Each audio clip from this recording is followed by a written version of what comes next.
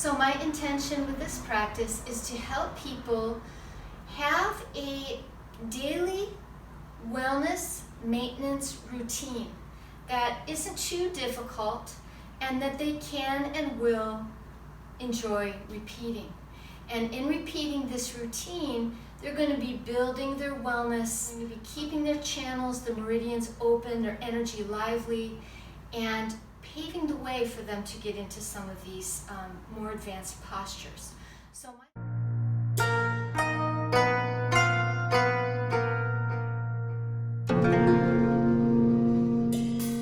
Namaste, my name is Kamala, and I'd like to just do a brief introduction to my classes, which I call Chi Acu Yoga.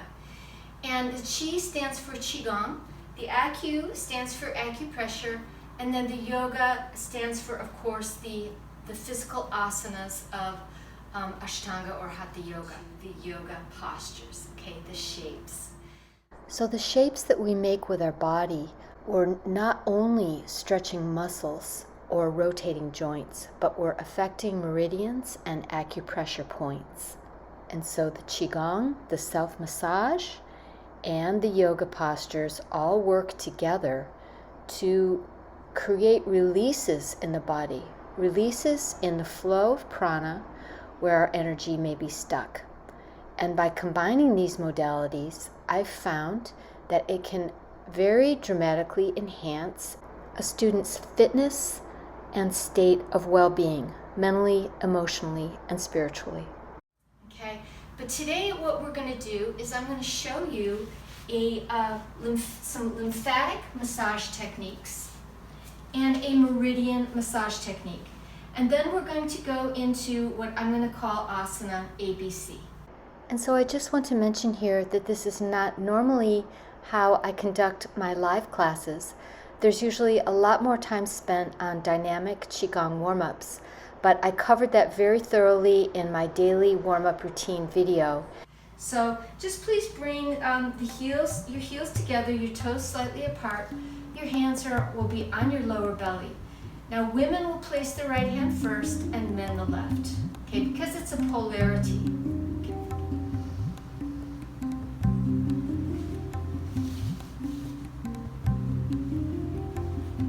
And then we're going to step our feet apart and we're going to make this huh sound, and we're just going to begin jumping. So jumping is a lymphatic,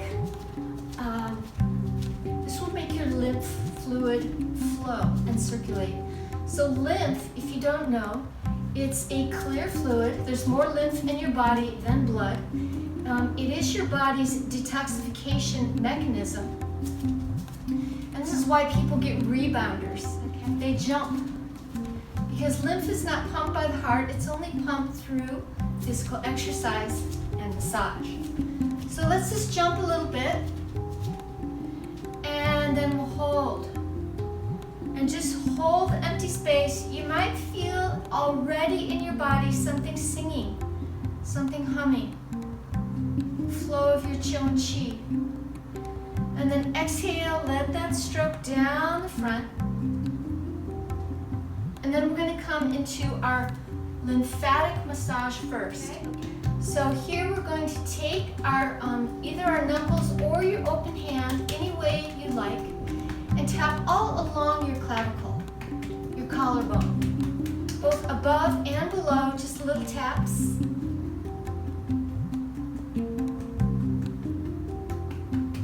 And you can also rub. And collarbone is your primary lymphatic drainage site for your whole body. Okay, so this is detoxification, lymphatic massage. So when you move into a new house, before you move all your stuff in, you clean the house, right? So this is taking out the trash in the body. The second point is just where the jaw meets the ear. Okay, now this is a tender point, so we want to just gently massage it with hardly any pressure. Just get a circulation there. And this is going to help drain lymph, all lymph in your face. Okay, if this is congested, if you have a puffy face, this point is sometimes congested. So we just gently rub lightly tap. Just slightly, just very gentle with this point. Then back down to the clavicle. And then we're going to go right into the armpit.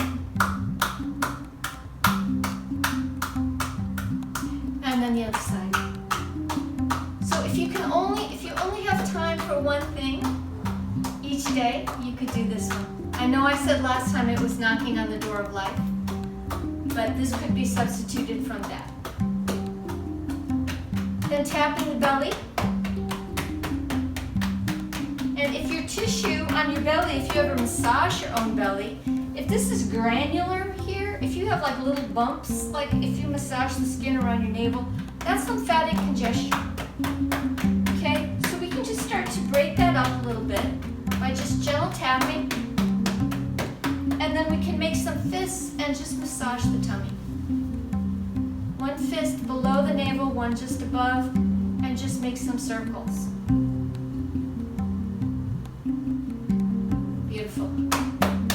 And then tapping right at the groin. Okay, gentle or firm. It's your body. Just tune into your own body and see what it wants. You can also karate chop. This is very effective. And if you have a big, if this is where you carry a lot of weight, this might really be a key for you. Just clearing the lymphatic flow around your belly. You do have to drink plenty of water when you do this practice. Okay, the last one is going to be behind the knee.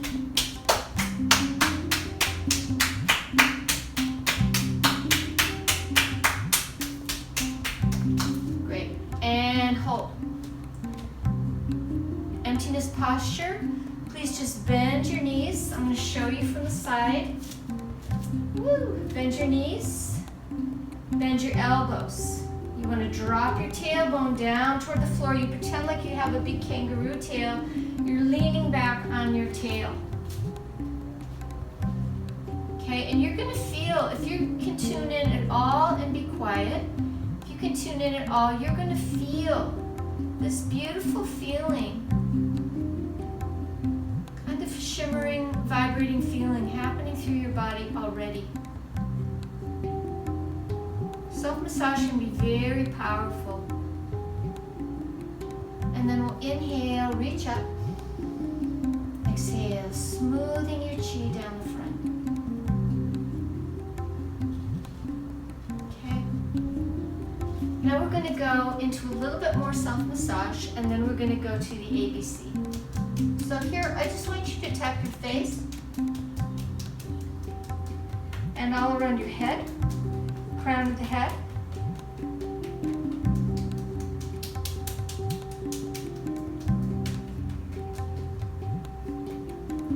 Back of the skull. Just making everything alive and running. Underneath your chin. And now we're going to begin with our full meridian massage. So tapping this point right where the collarbone meets the sternum. Shoulders nest.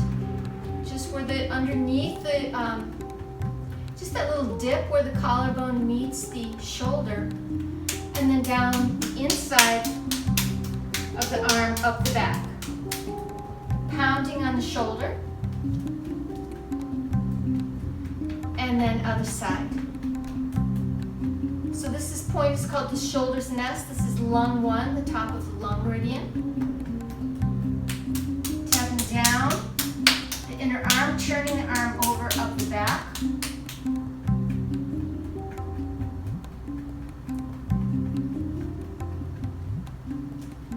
And then I'm just turning so you can see. I want you to go as far up your spine as you can and tap. I'm using the side of my hands, and then I'm going to tap all down my back. And then down the backs of my legs, up the inside of my legs, all the way up my torso, and then the other side. So this is going to get all your meridians running.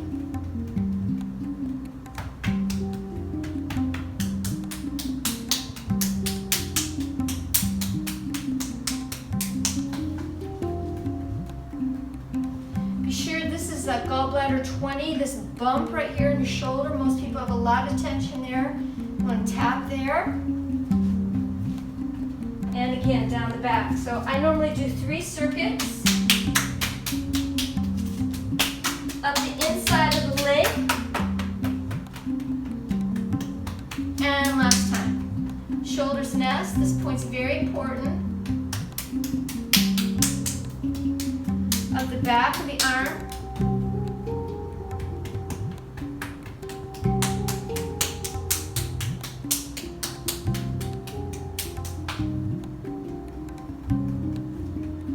And down the back.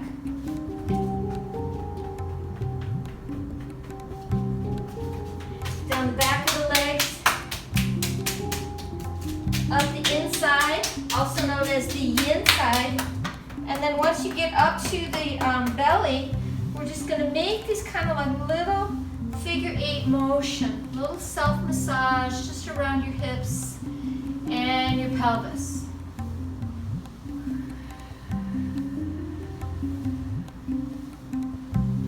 And then feet are slightly more than hip distance apart, knees are slightly bent, and we're going to hold the tree out in front of us. Emptiness stance, leaning back on your kangaroo tail. You have puffs. Imagine you have a puffy cloud under your armpits. Very puffy and fluffy here. You're just holding space. So in the Chinese system, there's 2 kinds of qi. There's the yin qi, which is the qi that's flowing in your meridians. The yoga system, it's called the nadis. And your wei qi. Okay, your wei qi is what's around you. So really healthy, vigorous people have a very big wei qi. And that is actually part of your immune system. And it is, if you ever do a sauna, body scrub, sauna, that is very, that will help build your wei qi. That's why they do it in Japan. The other colder countries, Russia. But see if you can feel it. See if you can feel your subtle energy field. And then we inhale, reach up. And exhale, bring it down. Excellent. So in my class, we would normally do all kinds of different rotations and Qigong movements. But since I covered that in my last video, I'm going to go right into the ABC postures. So A is what we want to cultivate as soon as we can in our practice. So now most people are able to do a cat right off the bat. This pose is normally accessible to most beginners. But what is not so accessible and what is extremely important is the stretch in the feet, okay, this tucking of the toes. And I'm going to call this A. I mean, it's that important. So how you get into it, if you do have very stiff and tight feet, because if you want to succeed in your yoga practice, you have to have very extremely flexible feet and ankles. So one position to start, actually let's just call this A, this Vajrasana. Okay, we're just kneeling, and yes, the knees are in full flexion and the tops of the ankles are in full extension. Okay, so we want to cultivate this. Now if this is difficult for you, then you can always sit on a brick. Okay, if one brick is not enough, you can sit on 2. Okay, but you do want to start to cultivate this. Okay, so the yoga, it's very much like the language, using the language I can't is not useful, because we have to keep in mind our bodies are living organisms. So however we use them on a daily basis, on a regular basis, that's what we're cultivating. So if you want to cultivate ability to do yoga postures, then you need to be engaged in doing that. And the more more you're doing that, the more you are going to create that. And if you can stick to your practice for 21 days, you're in, okay? Because that's how long it takes to create a new habit. So the first one, okay, we're going to call this A. And then the next one would be this variation with the toes tucked. So if you're not able to sit like this, and I call this Thai Deva pose or Tepana, because if you go to Thailand and you see the statues, all the angels sit like this while they're listening to the Buddha. Okay? If you cannot do that, you want to start from cat, and you want to just tuck your toe a little bit. Okay, so Westerners, if you've been in shoes and if you've not been physically active, your feet might be very, very stiff. So at the beginning, you might just be able to do this, okay, non-weight bearing. But nonetheless, this is where I want you to start. Until you're able to gradually bear more weight. And then eventually you'll be able to sit, okay, in the Thai angel pose. The next pose I'm going to call B is going to be the horse. In yoga, this is known as goddess pose or Devi asana. In ballet, it's known as second position. But my teacher, who was a yoga student and a teacher, obviously, but he also was influenced by martial arts, he called this the horse. And so that's what I generally call this in my classes. So there's different variations to the horse. Some are done with the toes turned out. It can also be done with the feet in parallel. Okay, and in my classes, we do both. But the important thing, whichever variation we're doing, and I'm showing you from the side, the important thing with a horse is you do not want to stick your tail out. You want this to be dropping down. And you do not want to allow the knees to come forward over the inside of the big toe. You want to keep the knees pressing back. And we begin to cultivate this ability to maintain this posture. And now this is a very magical posture because what we're finding, and a lot of students have a hard time with it because it's really confronting. If you're weak here, you're going to feel it, you're going to know, okay? But part of the secret, what we're cultivating is we're learning to work all of our muscles, all of our different body parts, particularly in the lower body. We need them to work together. And that way no one muscle group is doing all the work. And so nothing gets fatigued. And so we're able to hold this horse, whether we're holding a tree, or we're holding namaste, or we're holding tea. We can do whatever we want with our hands. But we're very stable down here. And we're building this chi field. Okay? And it's actually the chi that will hold you up.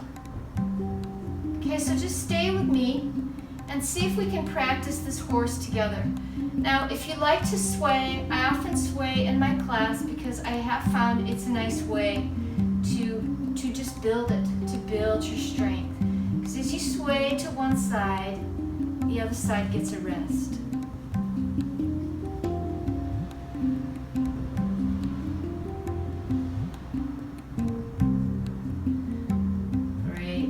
Inhale. So if you stayed with me that whole time, congratulations. And now we're going to turn our toes straight forward. We're going to inhale, bring our arms out, and then exhale, come into this wide forward bend, Prasarita Padottanasana. So I'll call this C, okay, A, B, C. And this is another posture that I generally include in just about every class. And this pose goes with the horse. So if the horse, we're creating a charge, okay? This is the charge, and then this is the discharge. Exhale.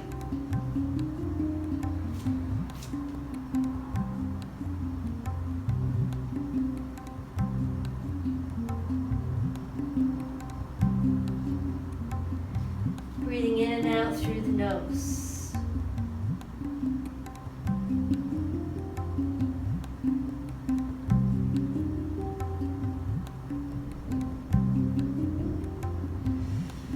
Excellent. To come up, let's turn our toes out. And then inhale, just swipe up the leg.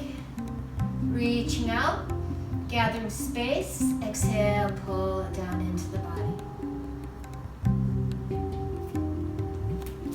Feet together.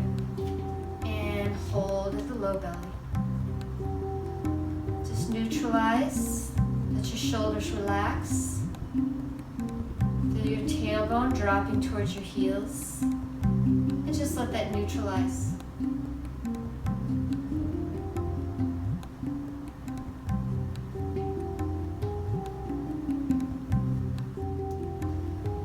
Okay, so that was ABC.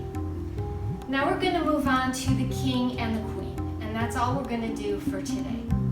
So the king is the squat. Now many people aren't able to squat right off the bat, and that's why I generally work the horse before the squat. But if you can squat, this is how we do it. So heels are, the feet start about hip distance apart. Now some people will be able to squat, they'll just need to cheat their feet a little bit wider, which is fine. But we're going to inhale, reach up. And exhale, see if we can squat all the way down with our hips, knees, and ankles in flexion. And then we press up. Okay? So I understand this is a mobility, it takes a lot of flexibility and strength. So if for that reason it's considered a mobility movement. If you can't do that, if you cannot squat, what I want you to do is work this way. So from here in your wide forward bend, you can have your hands on the floor, you can have your hands on a brick, and I want you to bend and straighten your legs. Okay, and just work like this.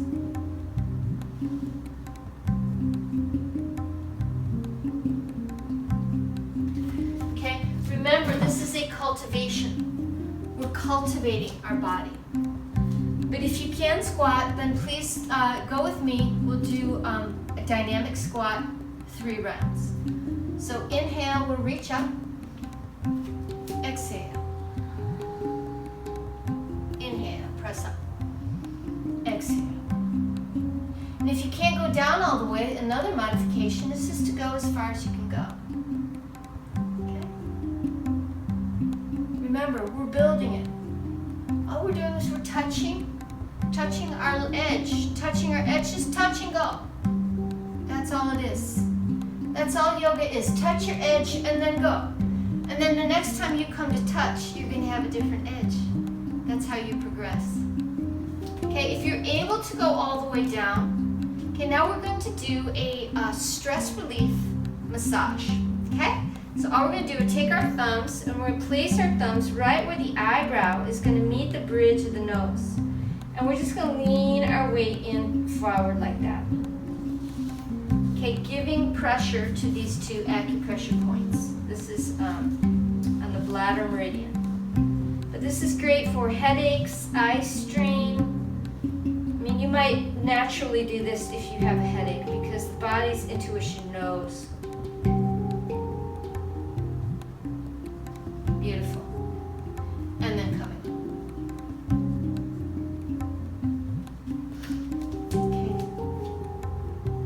Stabilize.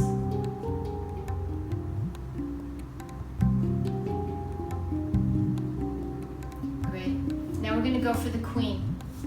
So what I'd like to do is we're just going to come down into a cat. And we're going to do a couple of these cat rolls. So everybody likes cat rolls. And then we're going to take our foot. I'm going to use my left foot first, and I'm going to step it forward. So now some people, right off the bat, this is a problem for them because if your hip flexor is weak, it's not going to be easy for you to bring your foot forward. But this is why I'm having you do it from cat, because it's usually easier than to do it from the dog. Okay? So just however you can, get that foot forward. This is also a good pose to use a break. But I'm going to show it without a break first. Okay? So this toe will turn out, and I'm going to be dropping your sitting bone towards your heel. And you want to sink down low. If you can lift your head up, then please do. If not, just gaze straight forward. And we're seeking to increase this line, this space. I used to say from nip to knee, we're going to open that space. We're going to make that long. So if you want to use a block, it's a little bit easier. But this space is called the back bend line. Nip to knee, open. Beautiful. And then we'll step back. We'll come into child pose for a moment.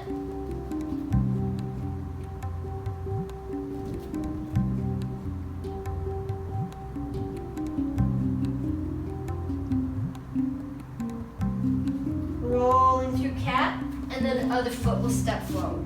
So if you have to use your hand to help your foot come forward, that's fine. Just know that as you get stronger, you're going to be able to step that foot. It's just a matter of what you want to cultivate. Okay, it's simple as that. If you lie on the couch a lot, then you're cultivating the ability to lie on the couch more often. And there's nothing wrong with lying on the couch, but we do want to be intentional with what we're doing. So if you want to do yoga, then we have to practice. As simple as that. Because like I said, each time it's a touch and go. So what I'm touching here is I'm touching the boundary of how deeply I can go. You see, this leg is in a squat. This back leg is in the splits. Okay, if you do this lunge long enough, it's only a matter of time before it's going to turn right into the splits. Okay? But we have to get really good at this lunge first. We have to master the squat and the lunge. Turn to look. Beautiful. Step back. Child pose.